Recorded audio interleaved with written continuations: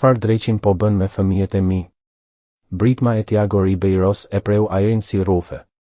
Ai ndaloi në hyrje të dhomës së fëmijëve, sytë u hapën dhe çanta i rëshiti nga dora, duke rënë mbi pllakat e qeramikës. Përballë tij ishte Ana Clara, punëtorja e shtëpisë e punësuar vetëm një javë më parë. Ajo po pastronte dyshemen, ndërsa mbante binjakët e saj 5 muajsh sikur të ishin të saja. Luka flinte në shpinën e saj, i lidhur me një copë shumë ngjyrëshe pak të konsumuar. Gabrieli ishte në kraharorin e saj, duke vështruar gjithçka me sy të ndritshëm, dhe për herë të parë, asnjëri prej tyre nuk qante. Ana u kthye ngadalë, pa nxitim, pa frikë. Sytë e saj kafe e shikuan me një qetësi që e çarmatosi plotësisht. Nuk po u bëj keq, zoti Tiago, tha ajo me zë të butë. Thjesht po kujdesem për ta. Tiago hapi gojen për të bërtitur sërish, por fjalët ju ngjitën në fyt, sepse ndërsa ai bërtiste, ndërsa zëri i tij jehonte në muret e qeramikës, binjakët nuk u trembën. Gabrieli shtriu dorën e vogël drejt babait, sikur ta njihte për herë të parë. Luka hapi syt ngadalë, pa asnjë lodh. Këta ishin foshnjat që kishin qarë pa pushim për 5 muaj të pafund, që refuzonin kontaktin njerëzor, që të kurëshin sa herë dadoja përpiqej t'i merrte në krah, që kishin kthyer shtëpinë në kaos britmash. Tani dukeshin si 2 fëmijë krejtësisht të tjerë. Ana Clara, 31 vjeçe, nën e vetme e një adoleshenteje, jetonte në një apartament me 2 dhoma në periferi të São Paulos. Nuk kishte diplom universiteti, as përvojë në vila luksoze. Referencat e saj ishin letra të shkruara me dorë nga fqinjet që lavdëronin dëshmërinë dhe përkushtimin e saj. Nuk di asgjë për foshnjat e të pasurve, kishte thënë në intervistë me një sinqeritet të ashpër, por di të pastroj, di të punoj fort dhe e di që më duhet ky punë. Tiago e kishte punësuar nga dëshpërimi. Ishte punëtorja e 5 në 3 muaj. Të tjerat kishin dhënë dorëheqjen për shkak të klimës së rëndë dhe të qarave të pandërprera. Gjatë asaj jave të parë, Ana ishte kufizuar në punët e saj, fshesa, pastrim, dritare. Punonte në heshtje, duke lëvizur si një hije efikase. Por pas asaj që pa atë pasdite, Tiago kuptoi se kishte qenë i verbër. Binjakët kishin qenë më të qetë ditët e fundit. Ai ja kishte atribuar këtë psikologes, ilaçeve, çdo gjëje tjetër përveç pranisë së një gruaje që kishte një dhunti të pashpjegueshme për t'i qetësuar fëmijët e tij. 3 orë më vonë, Tiago ishte në zyrë me një gotë whisky dhe mira pyetje në kokë. Fotoja e Marinës e shikonte nga korniza, sikur ta gjykonte. Ajo buzëqeshte, duart mbi barkun 8 mujor që mbante binjakët. Lindja kishte nisur në një të martë me shi. Foshnjat lindën para kohe, me 36 javë. Marina duroi 12 orë dhimbje, duke buzëqeshur. Do të jenë të bukur, Tiago i kishte përshpëritur, por zemra e saj u ndal para se t'i njihte. Hemorragji pas lindjes. Në minuta, gruaja që kishte qenë drita e tij u shua. Tiago kur nuk kishte dashur të ishte baba. Bizneset ishin gjuha e tij. Foshnjat ishin territori huaj. Ai punsoi dadot më të mira, me diploma dhe përvojë. Asnjë nuk zgjati. Pastaj erdhi doktoresha Mariana Costa, psikologe fëmijësh, shoqe e Marinës nga fakulteti. Ajo diagnostikoi traumë emocionale dhe vendosi protokolle të rrepta. Shtëpia u bë klinik. Në teori gjithçka ishte perfekte. Në praktik, Luka dhe Gabrieli vazhdonin të qanin. Atë natë, Tiago shkeli protokollet. Shkoi në dhomën e binjakëve dhe gjeti Anën ulur në dysheme, duke kënduar but. Ishte e njëjta këngë që Marina këndonte gjatë shtatëzanisë. Foshnjat buzëqeshnin. Si e bën këtë, pyeti ai. Thjesht rri me ta, u përgjigj ajo. A flet me ta? A u thua që i do? Kjo pyetje e goditi si grusht. Ai kuptoi se kur nuk e kishte bërë. Ditët pasuese ndryshuan gjithçka. Tiago filloi të qëndronte më shumë në shtëpi. Ana ishte ajo që sillte paqe. Një natë, kur Ana nuk ishte, binjakët qanin sërish. Tiago u afrua dhe për herë të parë i pa vërtet. Unë jam babai, përshpëriti. Ju dua. Gabrieli i kapi gishtin. Në atë çast, diçka ndryshoi përgjithmonë në kraharorin e Tiago Ribeiros. Të nesërmen, ai foli me Anën. Ata të kanë zgjedhur, tha ajo butë. Më pas mbërriti doktoresha Mariana Costa me buzëqeshjen e saj të ftohtë. Ajo e akuzoi Anën për shkelje protokollesh dhe lidhje emocionale të dëmshme. Tiago e dëgjoi, por tani diçka brenda tij kundërshtonte. Fëmijët e mi janë më mirë, tha ai. Heshtja që pasoi ishte e rëndë, e mbushur me kërcënime të pathëna. Mariana Costa u kthye në vendin e saj dhe nxori disa dokumente nga çanta. Këtu janë rekomandimet zyrtare, tha ajo, duke i rrëshitur letrat mbi tavolinë. Ndarja e menjëhershme nga elementi përçarës dhe zbatimi rutinave të rrepta në mbikëqyrje profesionale bëri një pauzë dramatike, si dhe vlerësim i plot psikologjik i aftësisë suaj prindërore. Fjalët ranë sigur në ujë të qetë. Tiago Ribeiros i lexoi dokumentet 2 herë para se të kuptonte plotësisht çfarë po shite. Po më kërcënon të ma marrësh fëmijët. Po ju ofroj ndihmë profesionale, e korrigjoi Mariana me një ton të butë. Por nëse insistoni ta lini këtë situatë të vazhdoj, do të më duhet të shqyrtoj opsione të tjera ligjore. Tiago i vështroi letrat. Gjithçka dukej zyrtare, e mbushur me terma mjekësor dhe vula institucionale. Ai ndihej sikur po lundronte në ujëra të panjohura, pa busull e pa harë. Atë pasdite, pasi Mariana Costa u largua, Tiago u ngjit në dhomën e binjakëve me një nyje në stomak. Gjeti Ana Klaren duke u kënduar ndërsa paloste rroba të pastra. Djemt ishin zgjuar, të vëmendshëm, duke ndjekur çdo lëvizje të saj me atë përqendrim që tashmë i ishte bërë i njohur. Ana, tha nga dera, me zërin më formal se ditët e fundit. Ajo u kthye dhe diçka në shprehjen e Tiagos e bëri të kuptonte menjëherë se diçka kishte ndryshuar. Zotëri, më duhet që të mbani distancë nga djemë. Fjalët dolën si copa xhami. Ana puliti syt ngadalë, sikur të mos kishte dëgjuar mirë. Distancë? Psikologjia thot se po krijoni varësi, që nuk është e shëndetshme, që ata duhet të mësojnë të, ai u ndal, sepse fjalët tingëllonin bosh edhe për të. Thjesht qëndroni larg tyre, ju lutem. Ana nuk u përgjigj menjëherë. I hodhi syt nga binjakët që nisën të shqetësoheshin nga toni i tensionuar i bisedës. Pastaj e pa Tiagon dhe në sytë e saj kishte një trishtim të thellë, por edhe mirë kuptim. Është ajo që doni ju? Pyeti me zë të ulët. Apo ajo që ju kanë thënë se duhet të doni? Pyetja e çarmatosi plotësisht. Tiago kuptoi se nuk e dinte dallimin. Kështu duhet të jetë, murmuriti, duke e urryer veten për çdo fjalë. Ana pohoi ngadalë, u afrua te djepet për herë të fundit, ledhatoi ballin e Lukës dhe Gabrielit me butësi dhe doli nga dhoma pa thënë asgjë tjetër. Binjakët nisën të qanin para se ajo të arrinte shkallët. 3 ditët pasuese qenë një ferë. Dadot profesionale u kthyen te rutina e rrept, ushqim çdo 3 orë, gjumi kronometruar, stimuj të kontrolluar sipas manualeve të zhvillimit infantil. Në letër gjithçka ishte perfekte. Në praktik, Luka dhe Gabrieli u kthyen në gjendjen e dëshpërimit të vazhdueshëm. Qanin derisa humbnin zërin, refuzonin shishen, tkurrëshin kur dikush përpiqej t'i merrte në krah. Ana Klara punonte në heshtje, duke pastruar dysheme që tashmë shkëlqenin, duke shmangur sa më shumë katin e 2. Tiago përpiqej të binte veten se ishte e përkohshme, se fëmijët do të përshtateshin, por netët pa gjumë dhe të qarat e pandërprera i tregonin se kishte bërë një gabim të tmerrshëm. Të premten në mëngjes, ndërsa po përgatitej për të shkuar në zyrë, dëgjoi Dadot duke folur në kuzhinë. Është e pamundur të punosh kështu, thoshte njëra. Këta djem janë krejt jashtë kontrollit dhe ajo grua ende është këtu si një kujtesë e vazhdueshme. Ata e kërkojnë me sy kur qajnë, shtoi tjetra. Është sikur u mungon. Tiago qëndroi i ngrirë në korridor. Fëmijët e tij ndjenin mungesën e anës.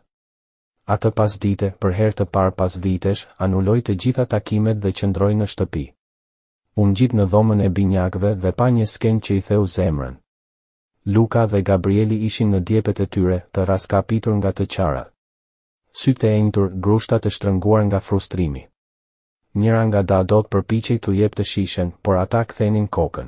Më lini vetëm me ta, kërkoi Tiago. Dadoja doli, dukshëm e lehtësuar. Ai u afrua ngadalë. Binjakët e shikuan me ata sy të gjelbër, identik me sytë e Marinës, por tani kishte diçka tjetër aty, një trishtim që nuk duhej të ekzistonte në qenie kaq të vogla. Më falni, pëshpëriti. Më falni vërtet. U ul në dysheme mes 2 djepave, duke imituar pozicionin që kishte parë kaq shpesh te Ana. Filloi të fliste për ditën e tij, për motin, për çdo gjë që i vinte në mendje, por nuk mjaftonte. Ai nuk ishte Ana. Atë natë, Tiago mori një vendim që do të ndryshonte gjithçka. Të nesërmen i kërkoi Anës të qëndronte pas orarit. Gabova, tha ai. Djemtë kanë nevojë për ty dhe unë gjithashtu. Ana e pa me ata sy të qetë që dukeshin se ruanin sekrete të vjetra. Po doktoresha. Doktoresha nuk jeton në këtë shtëpi, u përgjigj Tiago me një vendosmëri të re. Nuk I njeh fëmijët e mi si ti dhe nuk do të vendos kush mund t'i doj. 2 javë më vonë, pas sfidimit të urdhrave të Mariana Kostës, Tiago kishte rifituar paqen në shtëpi. Binjakët buzëqeshnin sërish. Ana kishte rifilluar rutinën e saj natyrale. Por qetësia ishte mashtruese. Mariana kishte ndalur vizitat papritur. Dadot profesionale dha ndorheqje. Një tension I padukshëm po rritej. Ishte gjatë një pasditeje të qetë, teksa po rregullonte letrat e Marinës që fati vendosi të hapte letrat. Në fund të një sirtari gjeti një ditar të vogël dhe disa zarfe të mbyllura. Njëri e paralizoi, për Tiagon hap vetëm nëse diçka më ndodh gjatë lindjes. Me duar që I dridheshin e hapi. Data e goditi si grusht. Dashuria ime, shkruante Marina, nëse po e lexon këtë, diçka shkoi keq. Fëmijët do të kenë nevojë për gjithë shpirtin tënd. Ka gjëra që nuk t'i kam treguar. Ana Clara, ajo punonte në spital në turnin e natës, në pastrim, por nuk ishte thjesht një punëtore e zakonshme. Ajo kishte një dhunti, Tiago, një aftësi të pashpjegueshme për të qetësuar njerëzit që vuanin. E takova duke qarë në banjën e spitalit pas një alarmi të rem dhe ajo thjesht u ul pranë meje. Nuk më gjykoi, nuk më dha këshilla mjekësore që I kisha dëgjuar 1000 herë. Thjesht më shoqëroi. Në muajt që pasuan, u bëm mike.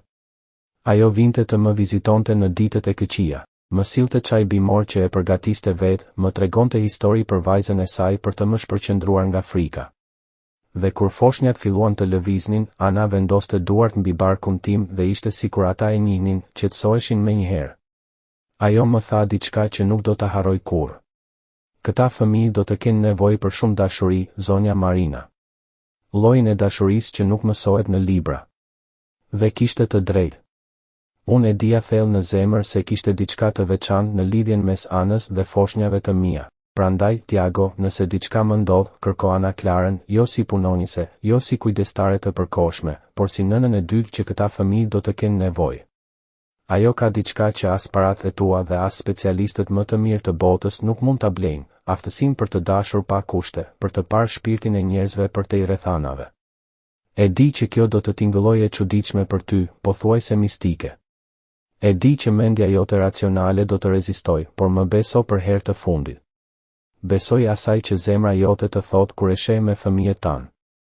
Dhe, Tiago, bëj kujdes me Marianën. E di që ajo është mikja ime, e di që do të ofroj ndihmë, por ka diçka tek ajo që më shqetëson.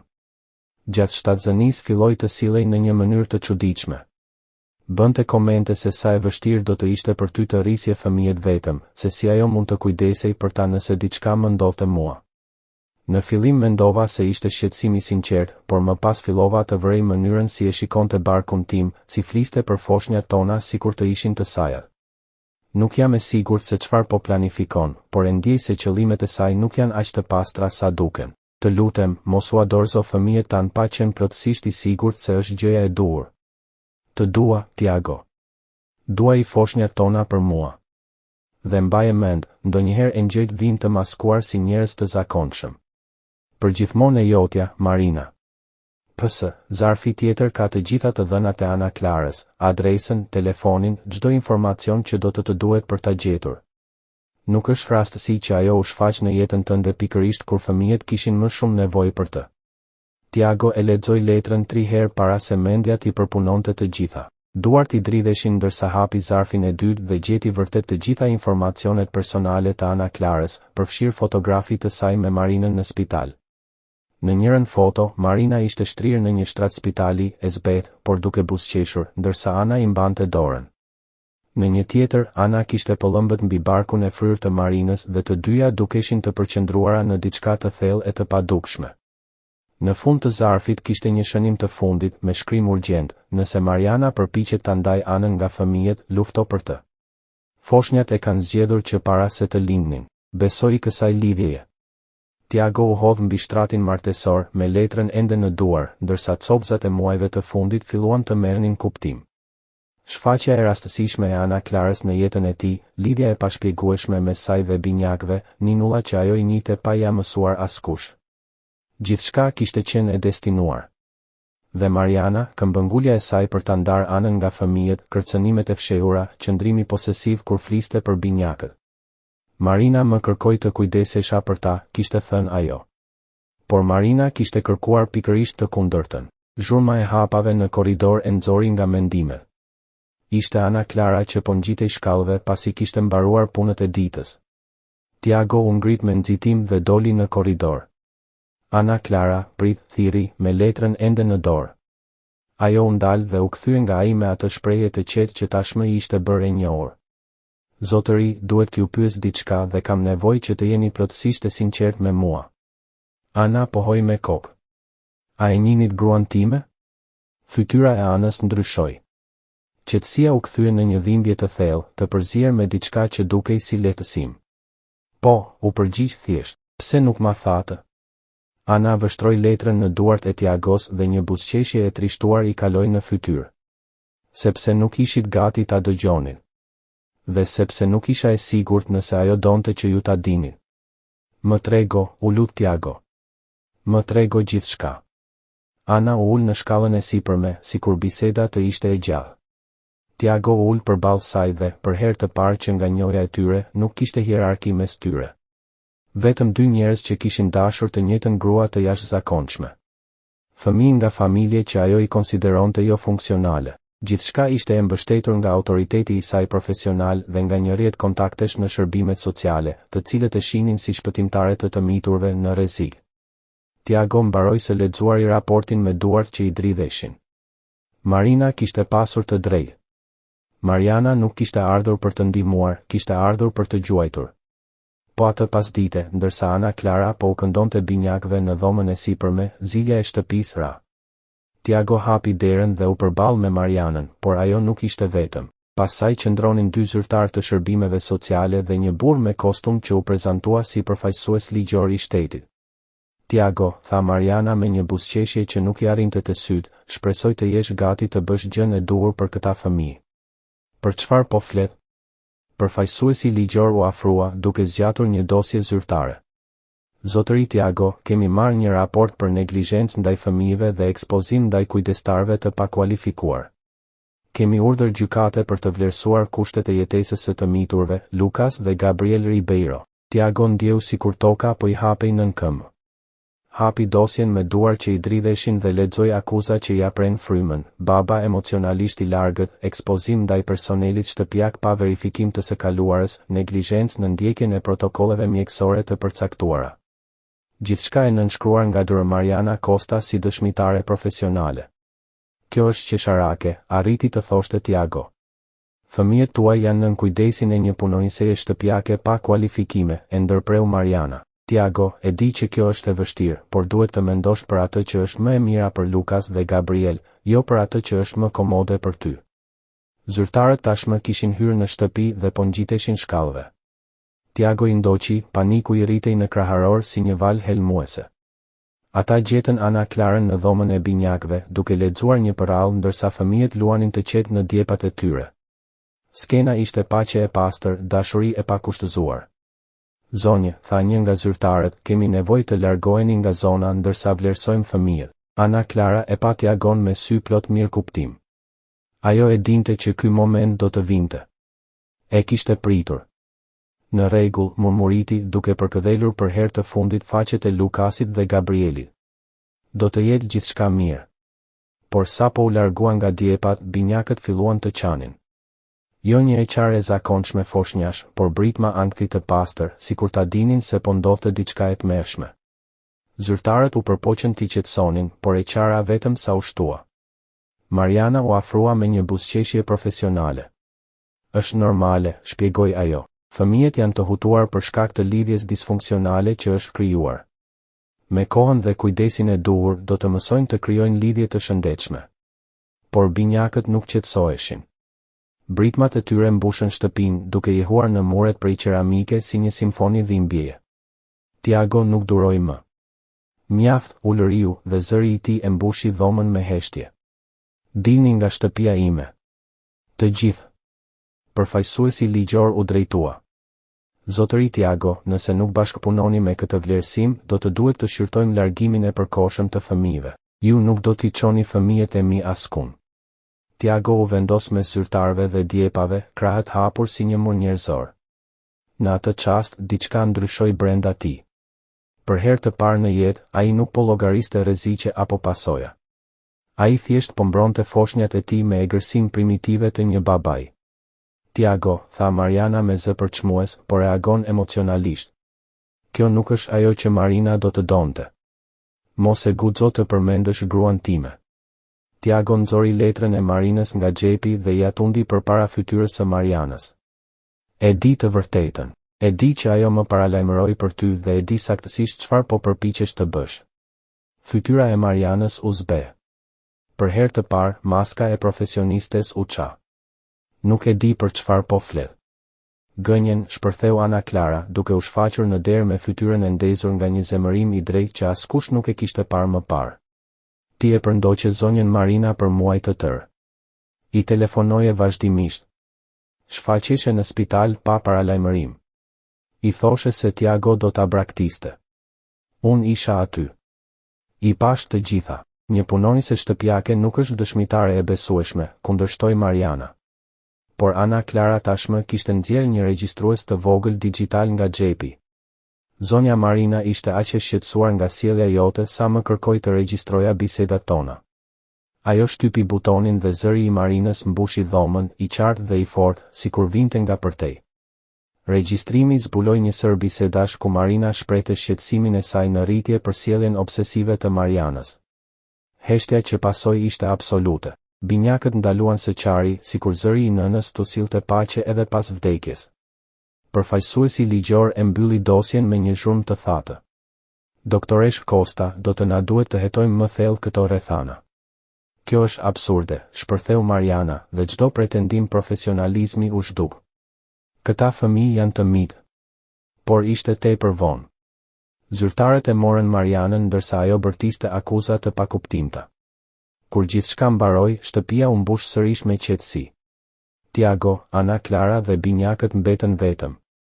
Tiago mori fëmijët në krah pa frikë për herë të parë. Faleminderit, i përshpëriti Anës. Mos më falëndero mua, buzëqeshi ajo. Falëndero Marinën. Ajo e planifikoi gjithçka. 3 vjet më vonë, kopshti i shtëpisë ishte mbushur me jetë. Lukas dhe Gabriel vraponin mes lodrave, ndërsa Ana Clara qeshte. Tiago i shikonte dhe kuptoi se kishte fituar më shumë se një betejë ligjore. Kishte fituar një familje. Dhe fjalët e Marinës u vërtetuan, jo të gjithë engjëjt kanë krah. Disa vinë me një leckë pastrimi dhe një zemër të gatshme për të dashur.